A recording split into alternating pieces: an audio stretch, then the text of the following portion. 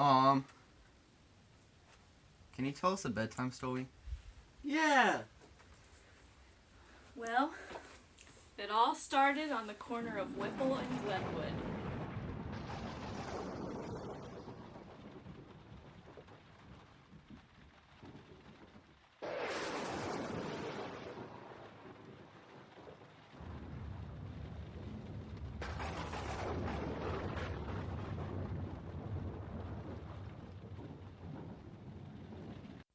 At the corner of Whipple Avenue and Glenwood, the North Canton facility of Mercy Medical Center is home to the cardiac rehab community.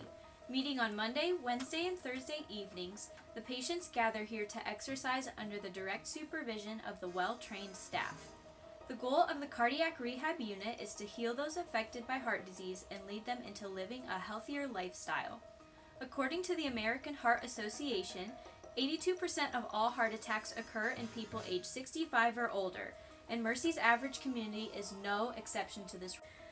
Due to the age range limiting the technological capabilities of their patients, Mercy Medical utilizes tangible paper handouts rather than communicating via technology. What? Not even an iPad? I know, right? Anyway, this enables them to ensure that the information is reaching the patient and that the patient knows the information received is credible. With a majority of people having heart attacks later in life, cardiac rehab makes it easily accessible for them to obtain educational brochures, class schedules, and other key information and handouts located right as they walk into the fitness room. Immediately when the patients walk in, there is a wall with rows of descriptive papers about different exercise and strength classes that are offered. Near all the mounted papers, there is an informational table that has multiple educational brochures that the patients can take with them to learn about different risk factors of heart disease and how to create a better lifestyle for themselves. This is a rather effective way of getting information out to their patients. Informational brochures as easily accessible, these patients could not educate themselves regarding the ailments that they are experiencing without looking it up online.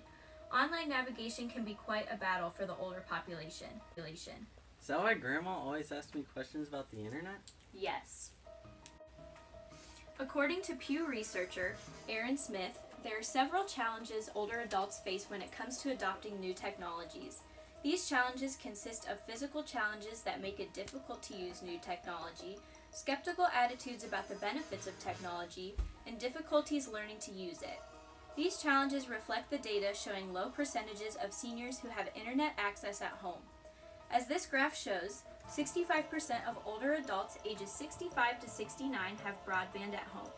However, this quickly drops off with the age range of 75 to 79 years old, in which only a measly 34% of people have broadband internet in their home. This data reflects the fact that the older generation is lacking the ability to have internet capabilities easily accessible to them.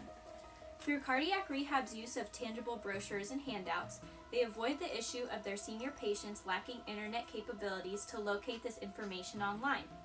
This method guarantees that every one of their patients can access the educational information that they must view in order to successfully enact a healthy lifestyle change.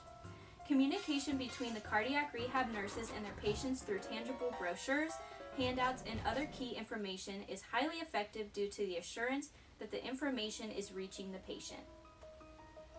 In addition to reaching the patient easier, handwritten communication helps the older patients of the cardiac rehab unit feel that the information they are receiving is credible. Every day, the patients interact with the trained staff who help them get back on track to lead a better life. Elderly people would rather get information from the staff that they know are educated rather than someone off the internet. This is because older people have been shown to have an inherent distrust of the internet. Well, I think everything on the internet is true. Maybe that's why you're 18 and I'm still reading you bedtime stories. Ouch, Mom.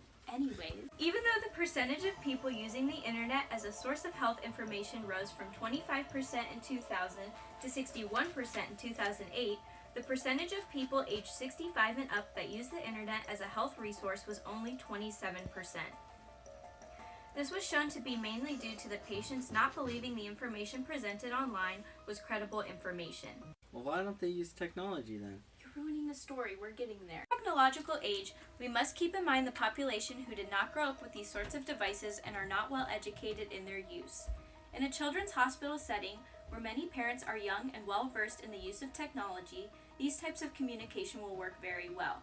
But in a population such as Mercy's cardiac rehab unit, where much of the community is elderly, technology may slow down the process rather than increasing its efficiency. As previously stated, much of the elderly population is not using technology in their homes. If this is the case, then they will not fully understand how certain devices work.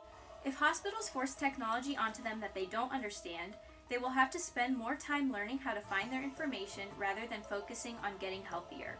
Using written communication in physical forms allows the patients to get the necessary information easily and make the recovery their main priority.